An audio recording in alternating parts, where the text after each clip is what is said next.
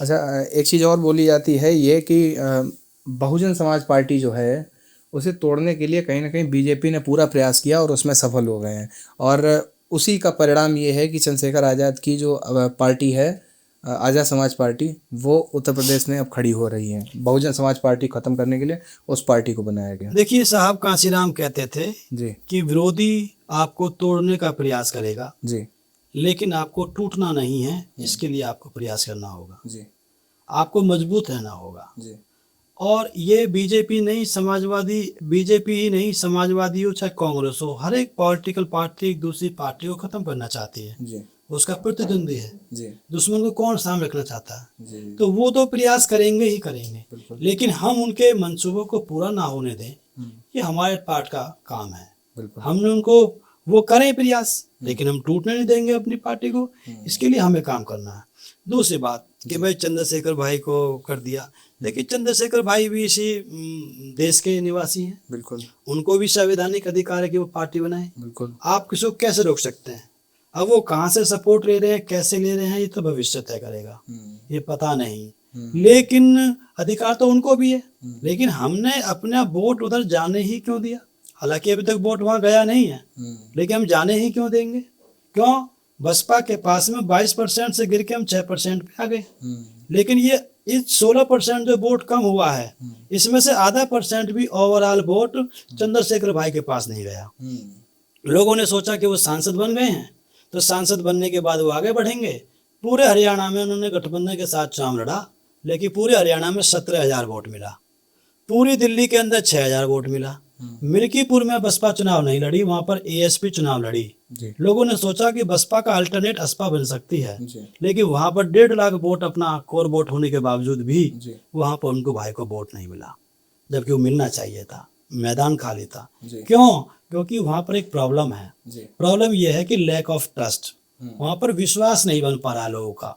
क्यों नहीं बन पा रहा है? क्योंकि ना तो वो बसपा के कभी वर्कर रहे हैं, ना कभी मेंबर रहे हैं, ना कभी काम किया है, ना उसको बचाने का प्रयास किया है। उसको खत्म करने वाली सूची में, खत्म करने वाले लोगों की सूची में एक नाम चंद्रशेखर भाई का भी जुड़ गया है।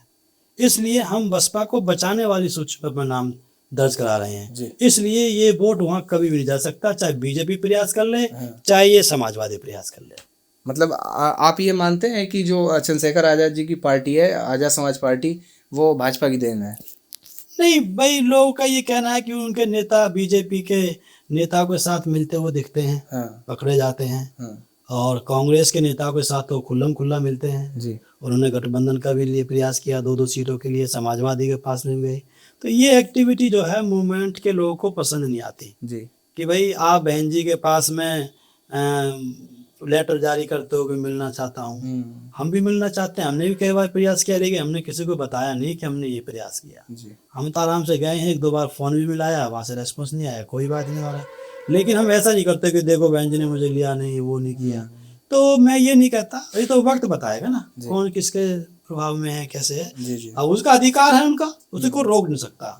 लेकिन मूवमेंट का वोट जो है उनकी तरफ नहीं जा रहा है, इसके तथ्य मैंने आपको दिए हैं जी। जी सर। बहुजन समाज पार्टी के लोगों की जो वोटर है, ये मानते हैं कि विचारधारा जो है वो भटक चुकी है, इसी वजह से आज बसपा पार्टी का ये हाल है। हाँ देखिए, एक तो हमारी जैसे भाईचारा कमेटी खत्म हो गई थी, वाम सेफ को बिल्कुल न्यूट्रल कर दिया था, इसलिए दूसरी वाम सेफ पनप रही थी अभी बीच में ये। तीसरी बात जो है, टिकटों का जो चयन है ना, वो थोड़ा सा सही हो जाए पार्टी की तरफ से।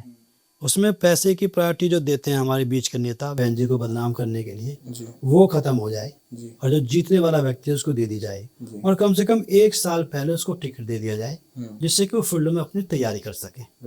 चौथी बात जो है, जो पुराने लोग हैं जो निकल गए हैं, घर बैठे हैं, उनको सबको वापस ले दिया जाए। तो इस तरीके से अगर काम किया जाए, विश्वास के साथ किया जाए, तो हम फिर से लौट सकते हैं। जी जी। INDC नेटवर्क, बदलते भारत के साथ।